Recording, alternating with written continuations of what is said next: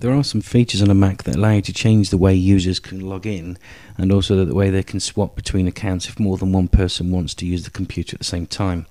If you go to your System Preferences, click on the Apple symbol in the top left, scroll down the list to System Preferences and click on that. And within there you'll see under System Accounts. Click on that option. Now in the bottom left hand corner you will need to click the lock before you can make any changes, and that will require an administrator's password. So just type that in. Now what you can see here is the symbol of the house with the login options, and if you click on that, within here these are the options that you can choose. Now the first one is automatic login. I've turned that to off.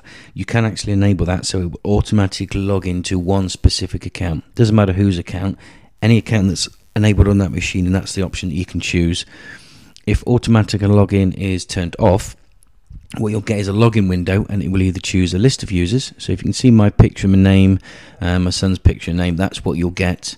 So you'll get a list of users, and then you'll have to type in any passwords. Alternatively, you can choose name and password, and what that will give you is two text boxes where you will have to choose the name and the password. That is a more secure feature, because if someone does steal your laptop, they'll need to know the username and the password, whereas a list of users, they'll already have the username and then they just have to try and crack the password. You can choose to show the restart, sleep and shut down buttons. So it may be that you've logged in, or you've switched the machine onto the login window, and then you decide actually you want to shut it down. So rather than having to log in to an account, you can just choose to shut it down or restart it from there. The input window, that just gives you the option of which language you want to select for the input window. And there'll be a drop down list with flags and obviously the name of the language next to it. Show password hints. If you tick that, if you've got a password enabled on your account, it will show you the hint that you've put in just to try and remind you of the password. And then you've got voiceover. If you choose that option, the text box is for your username or your password, you'll have a voice that comes over and it will just confirm what that text box is for. Nice little option we've got here, which is fast user switching. Now, for instance, I'm in my account now, and it may be that I want to enable this to allow my son to log into his account without me having to log out.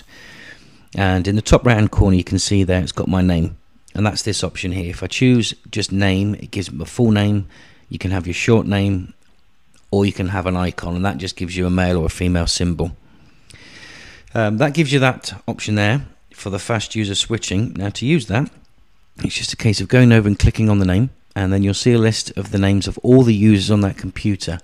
A tick means that that user is already logged in.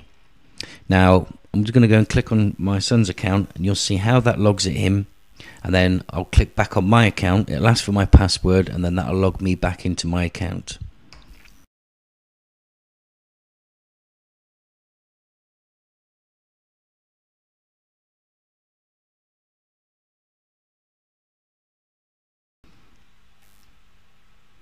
There we go. Sorry about the silence, but obviously logging into my son's account, the software I'm using for recording is not working in his account, it's running on mine.